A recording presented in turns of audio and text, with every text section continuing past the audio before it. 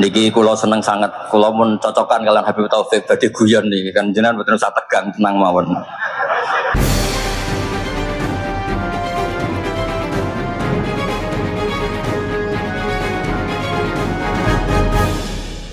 Niki kula seneng sangat, kula mun cocokan kalian Habib Taufik badhe guyon niki kan jenengan mboten usah tegang tenang mawon. Mun dil-dilan niki, mun dil-dilan politik akhirat. Terus orang yang mulazim kitab Ihya pasti tahu di antara iklan itu promosi, tapi promosi saya. Nabi Imam Ghazali nyebut wonten hadis kangge zaman akhir, inna min khiyari ummati fi ma nabba'ani al-malaul a'la qauman yadhakuna jahran min saati rahmatillah. Jadi di zaman akhir itu orang-orang yang keren itu nak sengguyu banter-banter. Karena itu cara melawan kodok kodar semarat diamuk bojo diusir, itu cara ngimani kodok kodar pokoknya guyu rame-rame. Terus kedua, memang Allah mensifati dirinya itu wa annahu wa athaka wa abka. Allah itu mensifati dirinya al-haka, sing maringi guyu. Lan itu yang kata utangnya akeh, problemnya kata nek semarung guyu. Ini karena itu sifatnya Allah Taala pasti mu'athirah. Allah mensifati dirinya wa annahu wa athaka wa abka. Terus kalau nate cerita tentang Habib niku cerita hadis tentang guyu. Kalau nate cocokan Mbak Habib Jindan niku banyak lah tentang hadis-hadis. Niki kalau waos niki karena Maulid Sintit Duror kalau moco nanti saya pastikan secara ilmiah.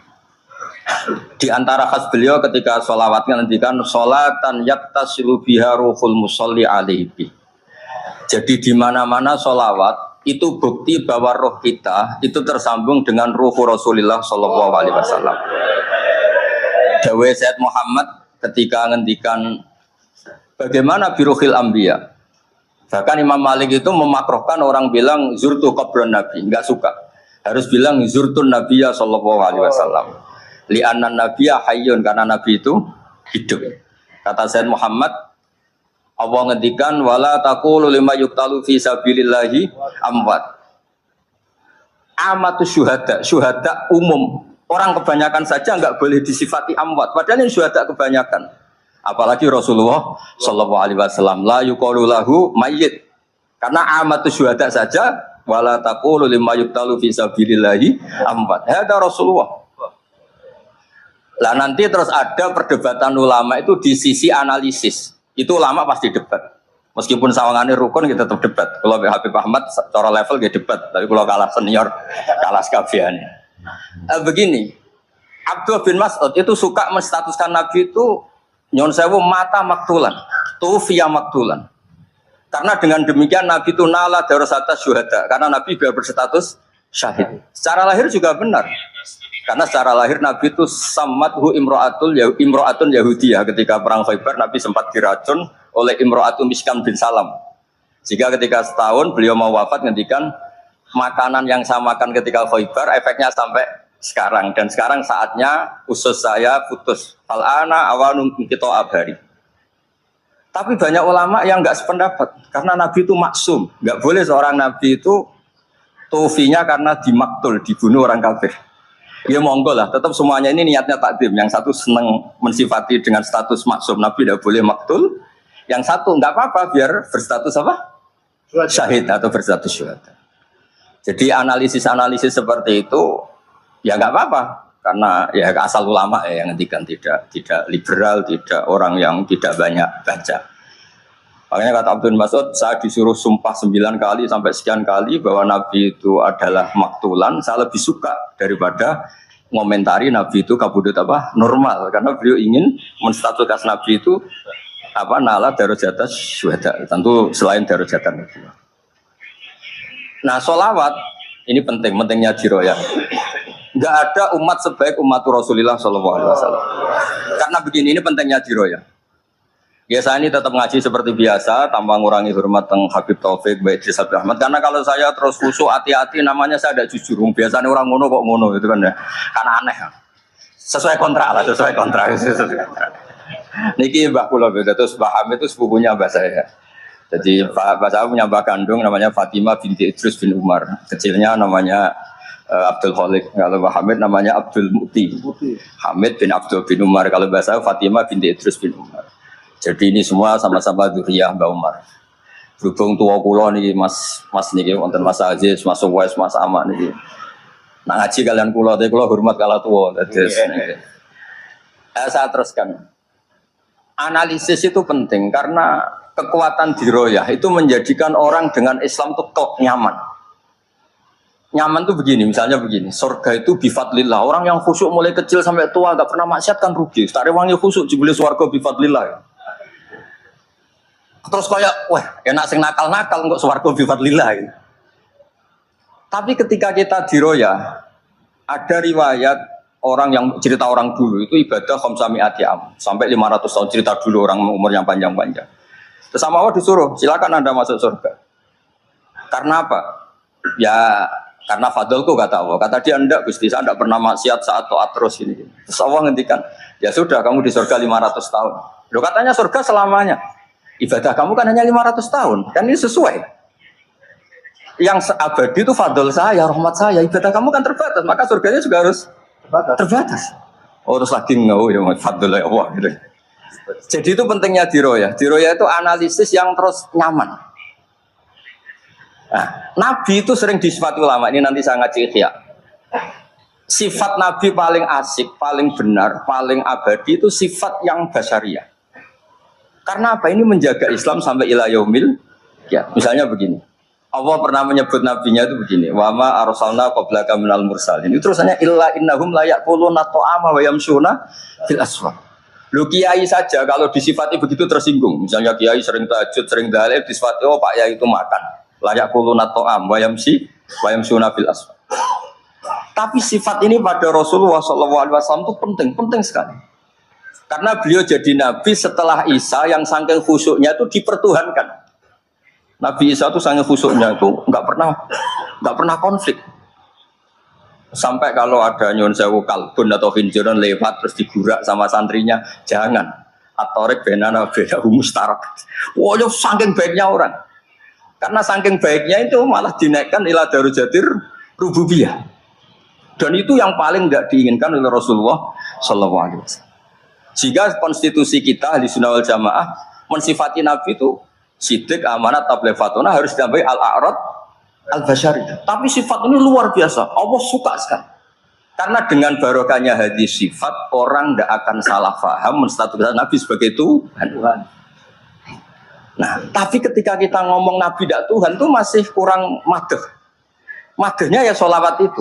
Makanya kata Said Zabidi, hadil ummah, ini umat, hadil ummah, ini mahfudhah, maksumah dengan redaksi bahasa sholawat. Yaitu Allahumma sholli ala Muhammad wa ala Sayyidina Muhammad. Karena dengan demikian artinya apa? Kita mencintai Rasulullah, tetap mendudukkan Allah sebagai Al-Mu'ti. Allah itu Al-Mu'ti.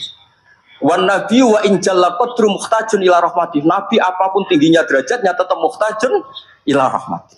Terus kita sebagai umatnya memberikan azkar sholawat wa atamal barokat semuanya lin nabi.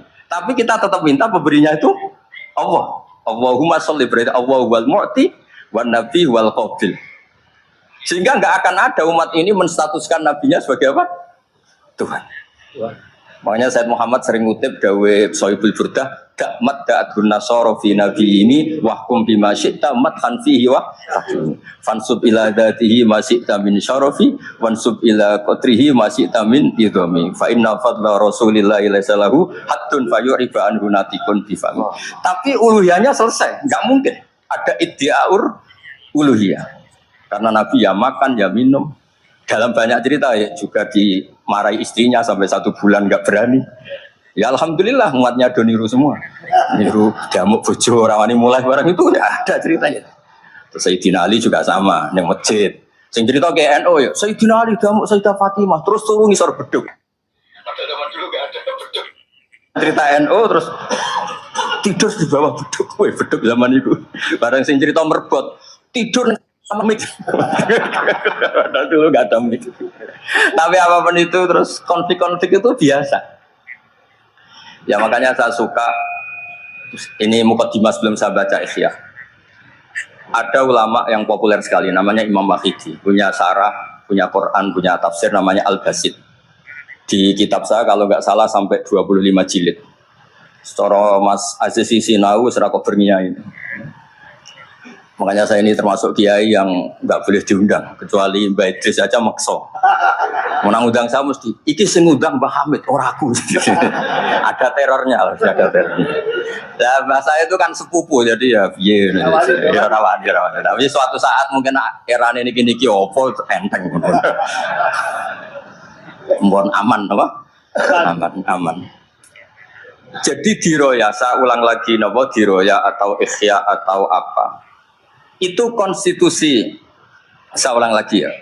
Di kitab Basit, ketika Kanjeng Nabi ini dengerin betul ini ya ilmu. Nabi itu menghentikan begini. Ini sa'altu wa ta'ala. Saya ini pernah minta sama Allah Ta'ala. Wa waditu anni lam akun fa'altu. Tapi saya berharap saya tidak pernah minta itu. Jadi Nabi sebagai manusia nate iri. Ya Allah, Sulaiman engkau kasih angin, huduha syahr warwahuha, kok enak kemana-mana terbang. Jadi buatan usah jadi Indos travel ya, karena terus terbang macam-macam. Kayak kulon bolak-balik tawani umroh gratis, Habib Taufik. Terus umroh terus gratis. Aku tangan-tangan ndak ikhlas, sebeli tiga Indos. Nah, cara kalau gak ada angin ya langsung terbang mau. Walhasil cerita nabi-nabi dulu yang punya mujizat yang dasar-dasar. Tapi jawabannya Allah itu apa? Muhammad, terus yang diceritakan, ya pas jawab itu pakai redaksi mutakallim. Alam ajidka yatiman fa'awaituka, satruse wadolan fa'hadaituka wa'ailan fa'agnaituka. Terus Rasulullah itu senangnya bukan main. Ternyata yang disebut Allah itu Muhammad, kamu pernah yatim, tak rumat, pernah enggak jadi nabi, tak angkat jadi nabi. Yang diceritakan keseharian, pernah miskin, fa'agnaituka. Ailan apa? Fas. Itu Nabi senangnya bukan main. Saya itu sering cerita ke teman-teman yang seneng rahmat. Misalnya ke iso terbang di Mekah, tapi ra iso ngopi dia. Misalnya ke iso terbang di Mekah, tapi mau misal jembatan dia. Gagah kula ora terbang di Mekah, kula mah kula niku kathah. Elek-elek tapi kathah. Kula di mobil, ge kathah tiga nopo pinten, tapi penter ya boten Alphard, tapi kathah. Wes ra iso terbang lah, uripku kepenak. Wae mangan, wae lunga, wae.